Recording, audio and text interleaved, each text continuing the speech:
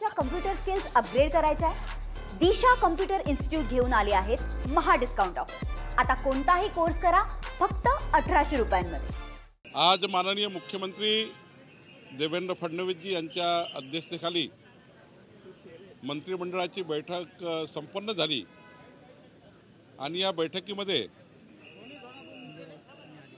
एकनाथजी शिंदे साहेब, माननीय अजित पवारजी आणि मंत्रिमंडळाने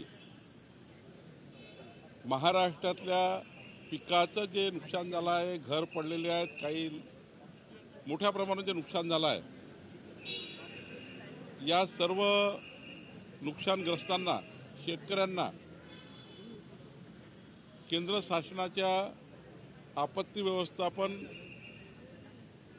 विभागाच्या जे काही मदतीचे नॉर्म्स आहे आणि राज्याचे जे मदतीचे नॉर्म्स आहेत त्याप्रमाणे तातडीने माननीय मुख्यमंत्र्यांनी आदेशित केला आहे सर्व कलेक्टर आणि सर्व विभागाला की नुकसान भरपाई तातडीने द्यावी आणि पुढच्या काळामध्ये जे काही आता अलर्ट्स आहे त्याप्रमाणे पुढच्या काळामध्ये सर्वांनी अलर्ट राहावं। आपल्या NDRF आणि सर्व टीम्स ज्या आहे ADRFच्या NDRFच्या या सर्व टीम्स जे अलर्ट झाल्या त्याप्रमाणे त्या ठिकाणी पाठवाव्यात। आतापासून याची तयारी करावी।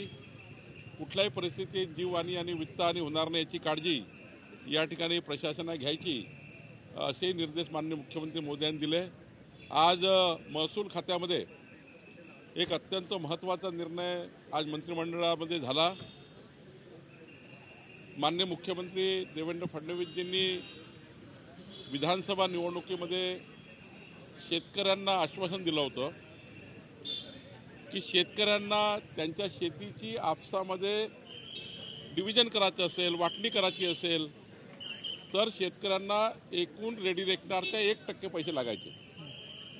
पण आज माननीय देवेंद्र फडणवीसच्या सरकारने, आमच्या सरकारने जनतेला दिलेलं आश्वासन पूर्ण केलं। आता शेतकऱ्यांची आपसी वाटणी जी असतं शेतीची त्याकरता फक्त 500 रुपयामध्ये संपूर्ण रजिस्टर वाटणीपत्र आम्ही करून देऊ। 500 रुपयामध्ये रजिस्टर वाटणीपत्र, 1% रेडी रेकनरच्या लागायची, आता 500 रुपयामध्ये संपूर्ण रजिस्टर नोंदणी खत त्यांचं आम्ही करून देऊ। आणि त्यामुळे भावाभावामधले, बहिणीमधले जे काही आपसातले संबंध आहेत ते कायम राहतील आणि ही आपसी वाटणी आता 500 रुपयामध्ये रजिस्टर होणार आहे।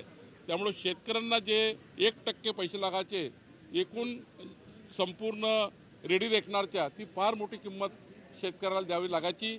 आज सरकारने नोंदणीचे पैसे माफ केलेले आहेत। सर हिंदी में जाना चाहिए 17 दिवसात बारिश को लेकर महाराष्ट्र के वो क्या है? आज माननीय हमारे मुख्यमंत्री देवेंद्र फडणवीस जी के अध्यक्षता में माननीय एकनाथ शिंदे जी, माननीय अजित पवार जी और सभी मंत्रिमंडल में एक बैठक हुई और इस बैठक में महाराष्ट्र में जो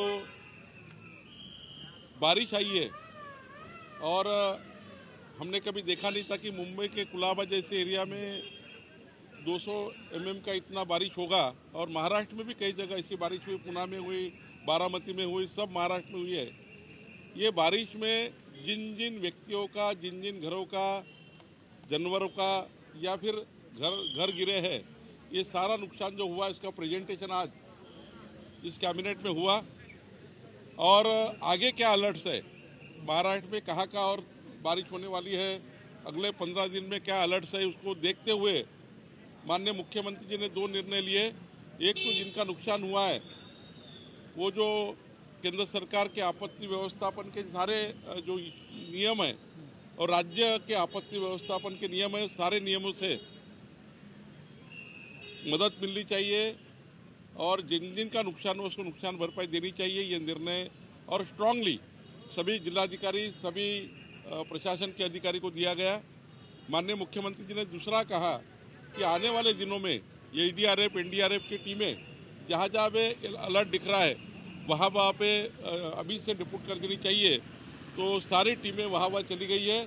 साथ में आज हमारे रेवेन्यू डिपार्टमेंट ने एक महत्वपूर्ण निर्णय लिया है।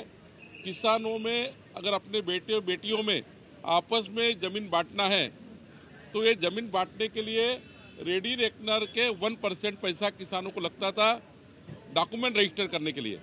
लेकिन देवेंद्र फडणवीस जी ने चुनाव में आश्वासन दिया था कि किसानों का ये समस्या हम हल करेंगे। आज निर्णय हुआ है कि आपस में अगर किसान अपने बेटियों को और बेटे को आपस में अगर डिवाइड करते हैं खेती को और पार्टीशन करते हैं, अब केवल 500 रुपया में सारा डॉक्यूमेंट रजिस्टर किया जाएगा और नोंदनी फी को रद्द किया गया। ये बहुत बड़ा निर्णय महाराष्ट्र के किसान के लिए देवेंद्र फडणवीस सरकार ने लिया, हमारी सरकार ने लिया। सर, आदित्य ठाकरे कहते हैं कि बीएमसी का जो 2.5 साल में भारतीय जनता पार्टी का मैनेजमेंट है वो फेल हुआ है। संजय राऊतांनी पंतप्रधानांवरती थेट आरोप केलेला आहे, ऑपरेशन सिंधूर हे फेल झालेलं आहे। जगातले संपूर्ण देश हे मान्य करता आहेत, अमेरिकेसारखे देश, बलाढ्य देश मान्य करता है की दहशतवादाच्या विरुद्ध जी लढाई मोदीजींनी लढलेली आहे ही लढाई प्रचंड ताकदीने लढलेली आहे। दहशतवाद संपून टाकण्याचा जो मोदीजींनी संकल्प केला आहे त्या संकल्पाला संपूर्ण विश्वाची साथ मिळत आहे, जगाची साथ मिळत आहे आणि संपूर्ण जगाने मान्य केला आहे की दहशतवाद हा संपवला पाहिजे।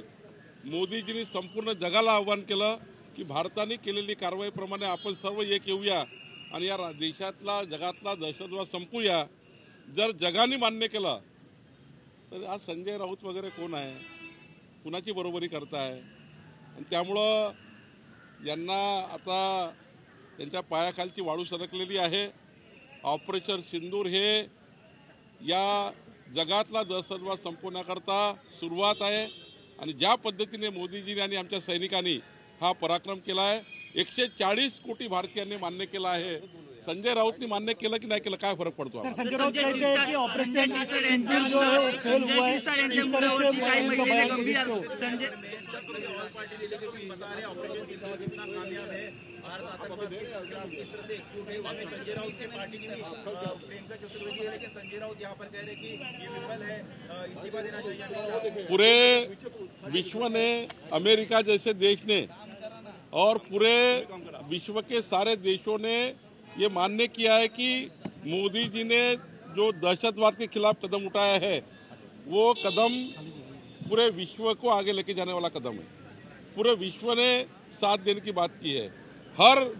अमेरिका जैसे देश है, कई देशों ने आर्टिकल लिखे हैं, कई देशों ने वहाँ पर अपने सारे मीडिया में मोदी जी का ये किया हुआ काम, सराहनीय काम करके बताया है।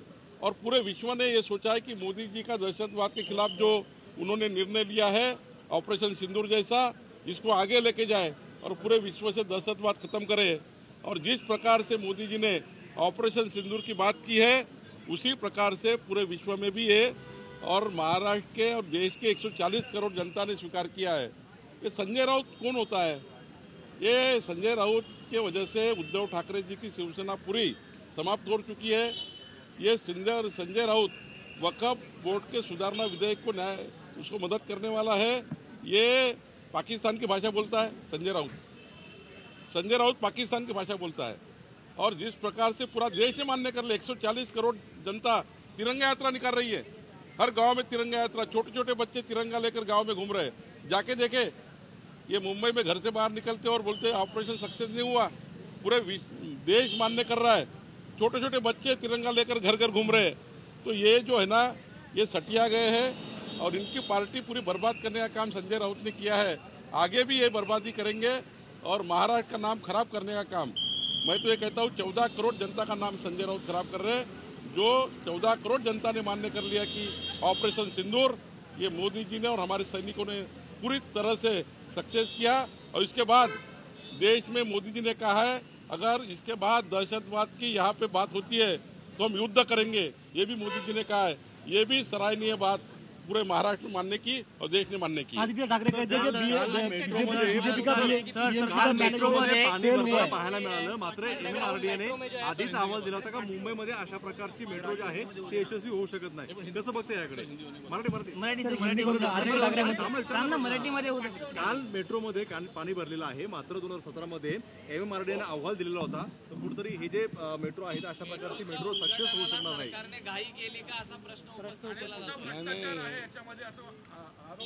मी तर म्हणतो की मागच्या 40 वर्षाची श्वेतपत्रिका काढली पाहिजे मुंबईची. आणि मुंबईमध्ये ज्या पद्धतीने आज हाल झाले आहेत, कुणाकडे होती मुंबई, कोणी चाललेली मुंबई, आणि त्यामुळे कुणावर आरोप करताय? खरं तर ही तुमचं फेल्युअर आहे. पाहता याच्यात राजकारणात आम्हाला जायचं नाही आहे.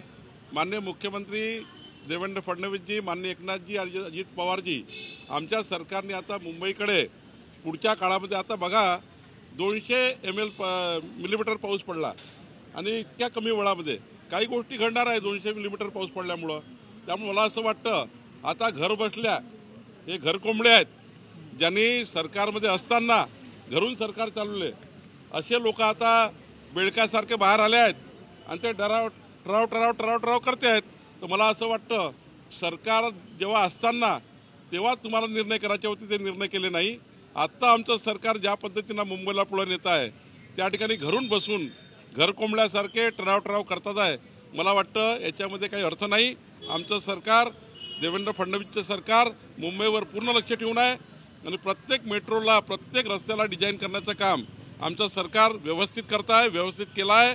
त्यामुळं आता यांच्याकडे बोलण्यात काही अर्थ नाही आणि पुढचे 15 वर्ष यांना काही आता सरकार मिळणार नाही. त्यामुळं काहीतरी आपला त्या ठिकाणी बोलायचं मीडियासमोर म्हणून बोलतात आहे. MMRDA ने अहवाल दिला होता का मुंबईमध्ये आदित्य ठाकरे ने सवाल उठाया है, क्या जवाब देना चाहेंगे? बोल रहे बीजेपी की प्लानिंग जो है वो फेल हुई.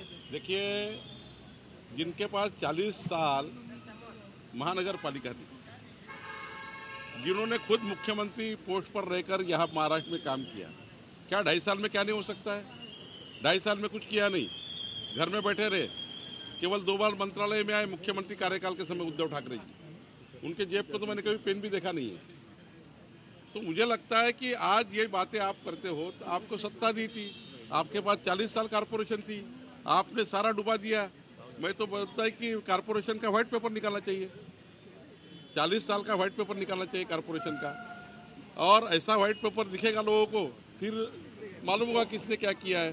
तो मैं ये समझता हूँ कि उद्धव ठाकरे जी अब घर में बैठकर, जनता ने आपको अपोजिशन का रास्ता बताया है, आप अच्छा अपोजिशन करिए.